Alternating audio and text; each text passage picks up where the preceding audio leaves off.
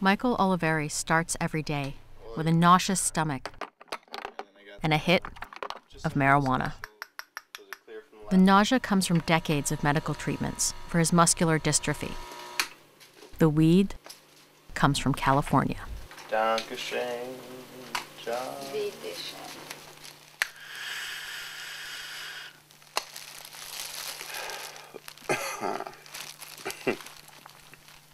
there any water in here? Last year, Michael moved from New Jersey to California so he could legally access medical marijuana. He says it's the best medication he's found for his constant pain and nausea. But until New Jersey makes it legal, visits like these, for his sister's wedding, won't come often.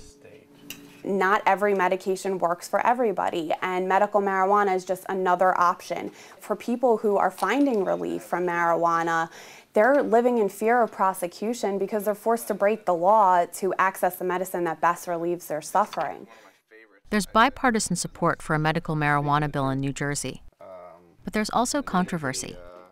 People who are against the bill say it's a thinly veiled effort to legalize drugs for recreational use, and the lawmakers are falling for it. They are basically using sick people to further their agenda of drug legalization.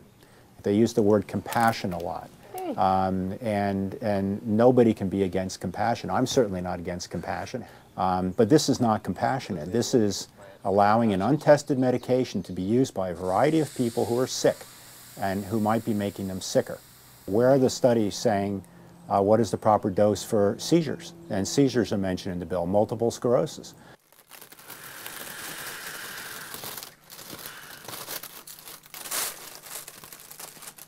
I just hold it in for a few seconds.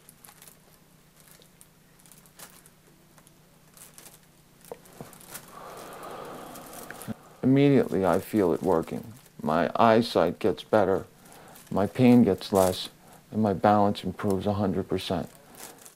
Many patients use a vaporizer to inhale the marijuana because it doesn't have the harmful effects of smoking. The vapor is odorless and delivers a concentrated hit of THC. That's the active ingredient in marijuana. When I exhale, it's like the pain is going out. And then I do another puff, and I hold it, because that's what they tell you, and then I exhale. And then in the beginning, when I first do it, I can stand up, I can walk without pain, I can bend over and pick up things. You know, I have MS, I still have the dead leg that I'm dragging around, I still have feet that don't work, but I feel fantastic at first because it just kind of leaves my body. And then slowly over the next couple of hours, it starts to creep back in again. People like Chuck and Nancy say it's terrifying to buy marijuana illegally, but they take the risk because the payoff is worth it. After inhaling marijuana, Chuck can enjoy time with his family and play with his daughters. See, with kids, there's a lot to do. Thank God I'm medicated, because I'd be out here shaking doing this. It's hard not to be swayed by stories like these. And the people who oppose medical marijuana, they're the first to admit it. David Evans is a cancer survivor. And though he's never used medical marijuana, he did support it at first.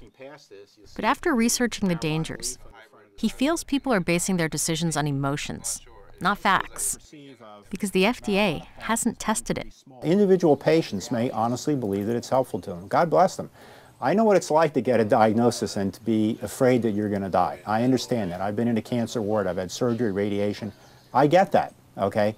People need to look beyond the initial compassion argument and look at what is true compassion. True compassion is giving people safe medicines. I've tried morphine derivatives. They make me very nauseous. The codeine derivatives, they bind me. The medication will shorten a person's temper, and when you add antidepressants to it, it can give you an explosive temper. See, the thing about marijuana, there's no side effects. I don't even get stoned. If that's a side effect, I don't know if that's bad. I suppose it's good. A lot of people like it. You don't want it to be a stony kind of like, dude, like I can't do anything, man. Like, You don't want to be like that. You want to actually be like a normal person. Can it help some people? There's no doubt in my mind. There may be a handful within this state that could benefit from it. However, you're creating an entire industry for those few people. I wish somebody would come up with a bill that would target simply those people, because it's unfortunate that this bill is being sponsored by the people who are interested in opening a door to legalization in New Jersey. I would ask the advocates of this, why not go through the FDA process? What are you afraid of?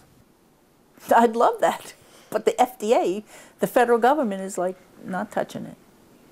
The states are, grounds for social policy change, and we're trying to send a message to the federal government that says you do need to address this, you do need to do more research. 13 states have already done this and sent a message saying, we're going to treat sick and dying people with the compassion they deserve, and if this is the medicine that best relieves their suffering, why not?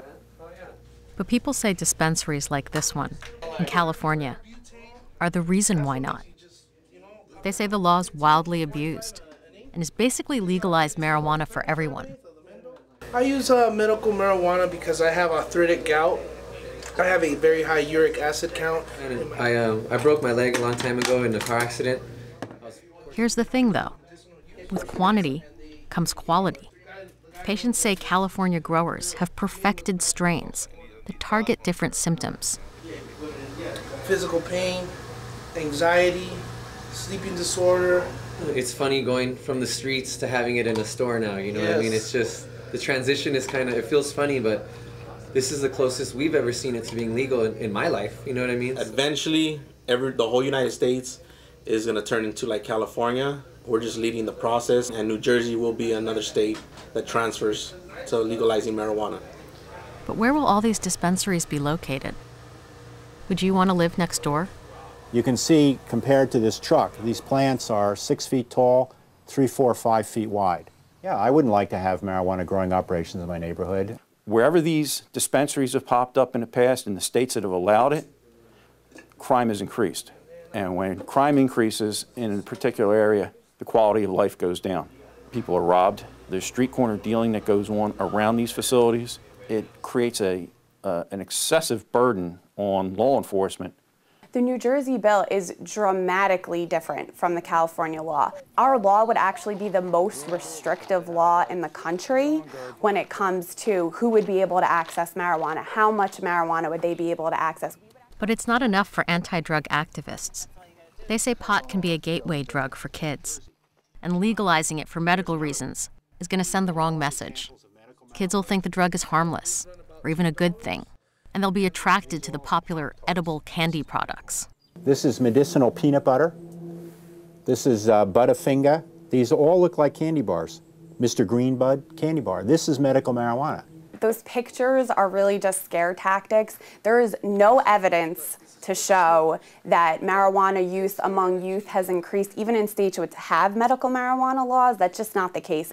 I mean, I could abuse Percocet. They can't stop me. I could go to my doctor and say, oh, Percocet helps me so much, can I have a script? And they'll give me a script just like that. And I can fill it and abuse it and fill it and abuse it and go on and on and on and literally kill myself eventually. I've been to a zillion doctors, and it's just been I've been a guinea pig for a lot of different things. And I'm way too tired, and I have no tolerance and no patience for any law that doesn't make any sense, especially when there's alcohol abuse and tobacco abuse and pharmaceutical drug abuse. I will not participate in that. No, I won't die for that. Still, Michael's parents were horrified when he started using marijuana. I'm like, wait a minute, no, absolutely no, it's illegal, let's go to the doctors. And I did the journey of doctors with him, every epidural. 27. They looked at me and they said, you don't feel any different? Yeah. And I'm like, no. Marijuana is not a cure for these illnesses. It allows people to withstand chemotherapy treatments. It allows people to relieve suffering and pain, and there's evidence to support that. Let's just say you had a pharmaceutical company that didn't want to spend the millions of dollars to get a drug approved, and they decided to get a legislator and get some people that they've given this drug to and get these people to come forward and say, this drug was the best thing, it really, really helped me. And they spread a lot of money around, did a public advertising campaign, got this drug approved in the state legislature because they didn't want to go through the FDA process. Would you approve of that? Would anybody approve of that? No. You would say that that was a reckless public policy because you're allowing a state legislature to decide what is a medicine rather than going through our drug approval process that's protected us for 100 years.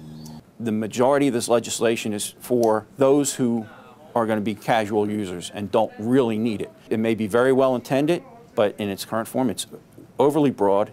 It's just rife for abuse.